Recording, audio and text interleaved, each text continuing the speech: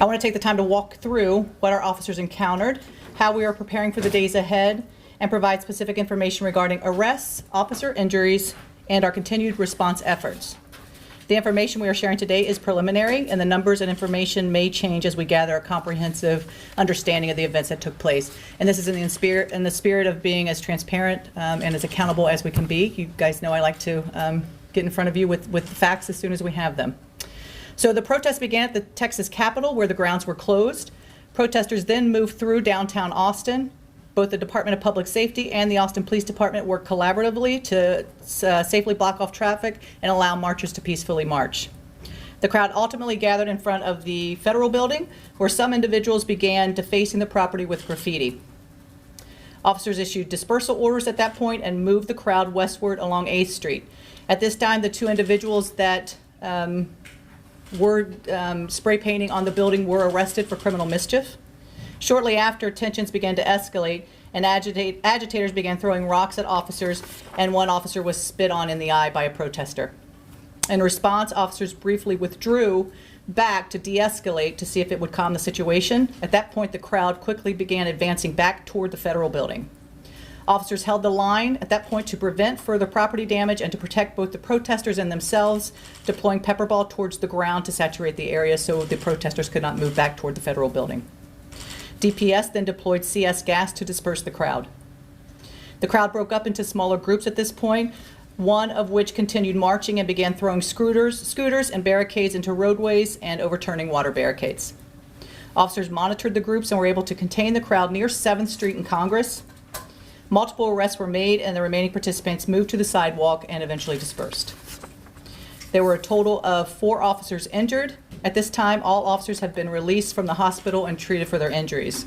3 officers were injured by rocks being thrown at the crowd, and these were large, very large rocks. These were no small pebbles. 1 officer sustained a shoulder injury during an arrest, during which he was also spit on. APD arrested a total of 8 individuals. This is them. And the charges range from graffiti at the Federal Building to harassment of a public servant, to failure to obey a lawful order, resisting arrest, and again, interference with public duties. As we prepare for the potential of additional demonstrations, we know that Saturday is going to be a day of demonstrations as well. I want you to know what you're going to be seeing. You're going to be seeing an increase in visibility of officers. We will be at 100% staffing for officers this weekend. Our goal remains clear. It is protect the safety and the rights of everyone, community members and officers alike. Again, it is a fundamental right to protest. However, when that protest turns violent, when it turns to throwing rocks, throwing bottles at officers, at other members of the public and community, that will not be tolerated. Arrests will be made. I've spoken to the DA, and I've also spoken to the sheriff here in Travis County. And we have spoken about charges and spoken about jail space that may be needed if we do have to make arrests. Again, that is not something that we want to do. I want to support peaceful protests. If you want to stand in the street and it's for hours, I will help facilitate that and I will help support that. But again, it cannot turn violent. We cannot damage, deface property, and we certainly cannot throw bottles and rocks and other things at our officers. We are also leveraging technology to help us monitor and respond effectively. We used drones last night because the fear was when members started surrounding the Federal Building was, were they going to break the glass? And so we used drones to be able to fly over to actually see that they were spray painting with graffiti at that point. And so when we let the plan was, once that crowd thinned out, was to go arrest the 2 identified in the graffiti with the criminal mischief. So that went well. So we're going to continue to use that technology. Also using dialogue policing. Dialogue policing is something you're going to see officers dressed like me, but they'll have a lighter colored vest over their uniform. They will be in the crowd talking with people that are there for the protest. The goal is to make contact with people that are there before the actual protest, if we know who they are. Otherwise, we're going to be in the crowd kind of talking about what are the rules for peacefully protesting. What does that look like? And then I think that also gives them an opportunity, people that are planning these protests, most of them don't want the agitators in the crowd. And so when they are recognizing that that's what this is becoming, it gives them an opportunity to reach out to the officers in the dialogue policing, and we can go have those bad actors removed immediately, because that's the goal, is once we see bad behavior, we see people with unlawful behavior, we go in, we remove them immediately, and the protest can peacefully then continue. That's the goal. And so again, to be absolutely clear, we support these peaceful protests, but we will take necessary action against agitators who engage in illegal acts and endanger public safety. So I appreciate, again, you coming. I'll take a few questions at this time. Chief, how many other people? I'm sorry, go ahead. Can you talk about the deployment of tear gas? People were saying that it was probably APD, but they were also saying it could have been DPS. Can you just talk about that? The gas that was CS gas. That was deployed by DPS.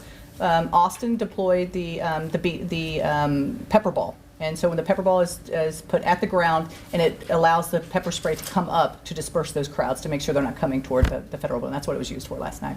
Chief, of the people who were arrested, I'm sorry, let me get her and then I'll come right to you, sir. Could you just clarify at what point officers began to change their response in terms of responding to the protests last night? Yeah, I think it was at that point when they came to the federal building, and we saw that again, we saw them rushing toward there, and the fear was that they were breaking the glass to get into the federal building. But that's kind of when the dynamic changes, when we recognized that the graffiti, they were defacing the building, and that's when the dynamic changed. Yes, sir. The 8 people who were arrested, are they all from Austin or are they outsiders? I believe that they are all, from what I understand, they're all from Austin. And are they individuals who are directly linked to any organized group that APD or DPS or the Fusion Center has identified as a problem group? I do not know that at this time. Did Austin Police know that the DPS was going to get involved with the riot control and all that? Well, this is the reality. We are fortunate enough. We live in a capital city, and they are responsible for the Capitol. They are responsible. These are federal buildings, government buildings. So we work cooperatively with DPS all the time. So of course they're going to be there to support us, and likewise us to them. You said 3 officers were hit with rocks, and that's how they were injured. What about the 4th? Yeah, a shoulder injury. How? Making the arrest, the shoulder injury. And on those 3, you captured all the 3 individuals who threw the rocks? Yes. Chief, when we sat down with you back in January and February, you guys sort of explained your stance on working with ICE. Is there anything more that you can tell us about what you guys have been asked to do regarding immigration since we last sat down with you in January and February? No, it has not changed. The policies and procedures here, the general orders remain the same. They have not changed. If we are on a traffic stop and someone is stopped and it is a detainer, we call, which has been common practice here. If they can come out, they will come out. If they can't, they'll say get accurate and updated information on where they're living, and we'll pass that information on. We have been asked to do nothing out of the ordinary. And so it is something when you're looking at local law enforcement, and our goal is always about community safety. It's about community relationships and building trust. And so it's hard when this is a dynamic, when we're looking at federal level issues, that we're local law enforcement. So to build trust and to continue that, it's a little challenging in these times, that's for sure. Are you still using beanbag guns? We do not. We do not use beanbag. Pepper? Yes, the pepper ball. Is that a problem that y'all are limited in regards to your less than lethal? I don't think so at this point. I mean, they were successful last night. You have to use tools at your disposal. Absolutely, the shields to use for, to protect officers from getting things thrown. Those things are going to be utilized, and we'll utilize the tools that we have.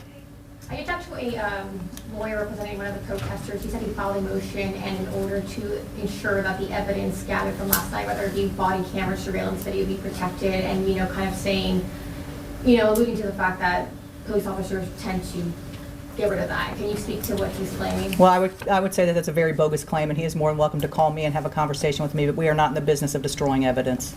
Last question. Can you confirm that officers used pepper spray last night? We used the pepper ball. And so if you think about a line where the officers are trying to hold that line and they're all against each other, putting that pepper ball at the sidewalk, at the ground, and they are not targeting a person, they are targeting the ground to saturate so this group does not move forward. That's what we used it for. You said that you're preparing for Saturday. Sorry, I'm done. That's okay, I see you. Can you talk a little bit about what that looks like and how you guys are working with DPS to ensure the safety of protesters and this message of being able to... Right, I think there's absolutely a responsibility, right, that we have. One is to prepare to keep people safe and our officers safe.